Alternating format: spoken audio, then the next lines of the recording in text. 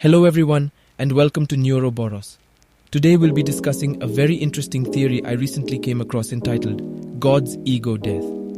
First, let's address the term God's Ego Death and its connection to Gnosticism. It's an alternative solution proposed to reconcile the rhetoric used by Yahweh, Elohim and Christ in the Bible. This theory aims to explain the differences between the two by considering the story of Noah's flood as a form of biblical fan fiction or headcanon. Gnosticism, rooted in early Christian ideas, posits the existence of a lesser god known as the demiurge, represented by the Old Testament God. Gnosticism suggests that the true God birthed the demiurge out of an infinite void, referred to as Sophia. However, this contradicts the concept of a singular god in current biblical canon, posing a challenge for many modern Christians. So here's where the concept of God's ego death comes into play. An ego death refers to the dissolution of the I and the transcendence of selfishness. If we consider that God underwent an event like this, it could potentially explain the differences observed in the Bible. After all, God's unconditional love for humanity, regardless of our actions, certainly appears to reflect such a transformation. But what could have caused this ego death? Trauma has long been known to induce states of depersonalization or ego death. So let's explore an intriguing event from biblical lore that ties into this theory, the story of Sodom and Gomorrah. Sodom and Gomorrah were ancient kingdoms with a reputation for their grievous sins. Scripture explicitly states the morally despicable nature of their actions.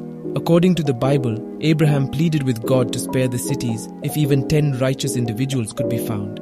However, after not even 10 could be located, God ultimately destroyed them with fire and brimstone. However, there is speculation that when the angels visited Sodom and Gomorrah, as described in Genesis, the citizens actually forced themselves upon the angels. While the Bible does not explicitly confirm this, there are hints and interpretations that suggest a more intense violation than what is commonly acknowledged.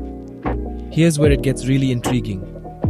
Proponents of the God's ego death theory argue that these angels were actually manifestations of God himself. The text in Genesis 18 verses 20 through 21 suggests that God claimed to go down and personally observe the kingdoms.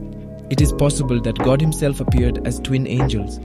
Another piece of evidence supporting this theory lies in the power exhibited by the angels. They rendered the crowd demanding sex blind before the cities were destroyed. Interestingly, Jesus, who is considered God incarnate, also had the ability to blind people, as seen in the case of Saul in Acts 9 verse 8. Furthermore, the concept of angels lacking free will and acting as extensions of God is widely held. They possess knowledge that humans acquired only after the fall in the Garden of Eden, yet they do not act on this knowledge due to their lack of independent agency. To summarize, the theory of God's ego death suggests that a transformative event, possibly involving the violation by the crowd in Sodom and Gomorrah, led to a significant change in God's mindset throughout the course of the Bible. Now I've heard other interpretations, such as the idea that we, as individuals, experience God's ego death or even become God ourselves.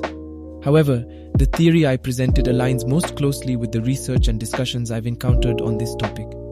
Regardless of which interpretation you find most compelling, exploring these alternative theories is a fascinating exercise that challenges our understanding of theology and invites us to ponder new perspectives.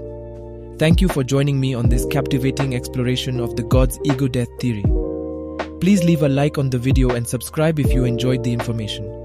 If you have any comments or ideas for future videos, please leave them in the comment section.